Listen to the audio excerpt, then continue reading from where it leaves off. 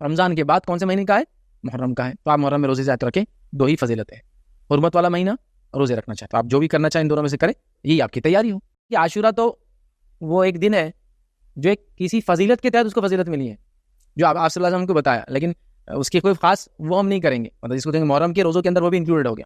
لیکن ٹھیک, بہرحال اس کو الگ سے میں کوٹ کر دیتا ہوں کہ عاشورے کا روزہ اگر کوئی انسان رکھنا چاہے تو یہ عاشورے کا روزہ 1 سال کے گناہوں کا کفارہ ہے. لیکن پھر وہ یہ کہ وہ محرم کا روزہ ہی ایک یاد رکھے, بس اس کی فضیلت یہ آتی ہے کہ وہ 1 سال کے گناہوں کا کفارہ ہے. جیسے کہ عرفے کا روزہ 1 روزہ 2 سال کے گناہوں کا کفارہ ہے, یا عاشورے کا روزہ جو 1 سال کا کفارہ ہے. اور آپ کوشش کریں کہ 9 اور 10 کا روزہ رکھیں. اگر 9 کا نہ رکھ پائے تو پھر 10 اور 11 کا رکھ لیں. لیکن ہمارے پاس انڈیا میں زیادہ تر لوگ 10 اور 11 رکھتے ہیں, لیکن حدیث میں جو ہے کہ اگر میں زندہ رہا اگلے سال تو میں 9 اور 10 کا رکھوں گا اور یہودیوں کی مخالفت کروں گا.